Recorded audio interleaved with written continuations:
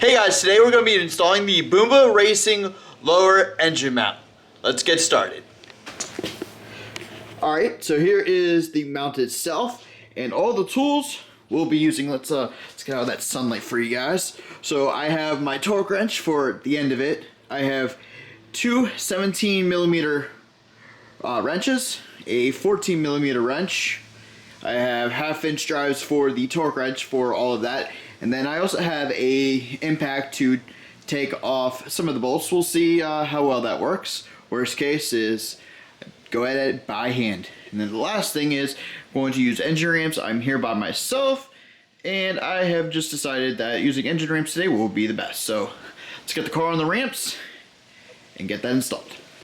Car's in the garage up on the ramps. Now let's take a quick look at the mount. The mount is located right there. So this honestly is going to be a pretty quick and easy process. This bolt right here is the 17mm and these two are the 14mm. So what I'm going to do is remove 17mm first, go back and get the 14s out. This whole thing should come out. I'm going to mount the back piece on first and then I'm going to add the front on with that extra bolt that is supplied by Boomba and then reinstall using all of the factory hardware. Alright, so let's slide up under here, grab the 17mm ratchet and my 17mm close end wrench, and let's get this loosened up.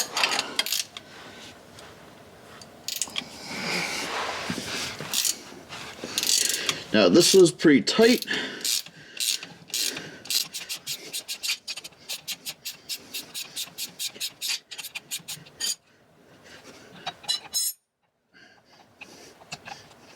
All right, got the first bolt out. Put that together, put that off to the side for right this second for safekeeping. And now we're gonna take the two 14mm. That loose. That wasn't too bad.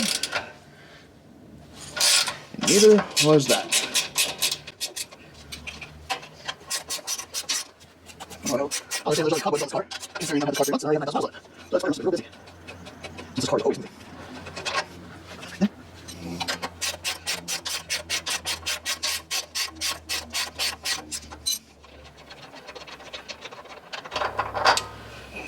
No, literally. The whole piece just falls right out.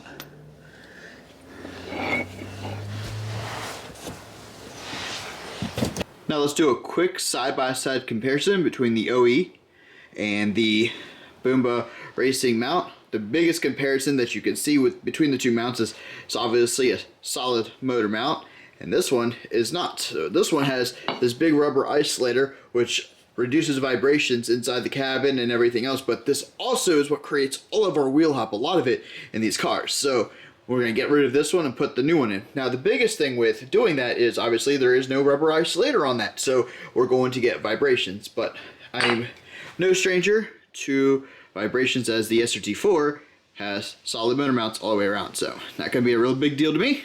Some people it might be, but this is all about function over form and also function over comfort a little bit, but I don't foresee this being a huge deal. So now let's get that into the car. Alright, so let's slide back in here with the mount that goes on the subframe and let's get bolts started here and get both sides started. Got one. We got two. So we're going to put everything in by hand, start it, and then we'll get it worked all the way down. And then when we're done with this, I'm going to torque these all down. What I'm going to do is I'm going to have a list of all of the tools that I need today, along with the torque specs that I used that are listed for obviously for this car. So, got that part on. Let's get that on. So let's get that part on. Where is it? Just at an arm's length, obviously, because that is how I treat myself.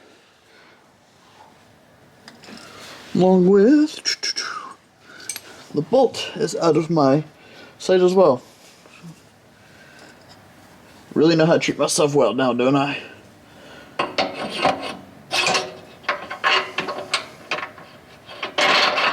Alright, so we got that in.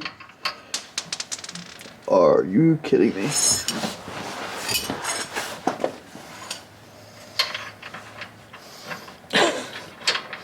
Oh yeah. So I'm going to put the nut on this side as well, just like the stock one. And tap that in. Well, and that went all pretty well together. That looks fantastic.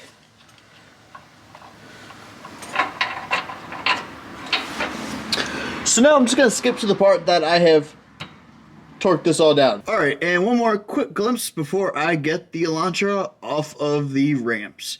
Looks great, doesn't it? And that's it. Hope you guys enjoyed today's video. Just want to say that this mod was probably one of the easiest mods I've done.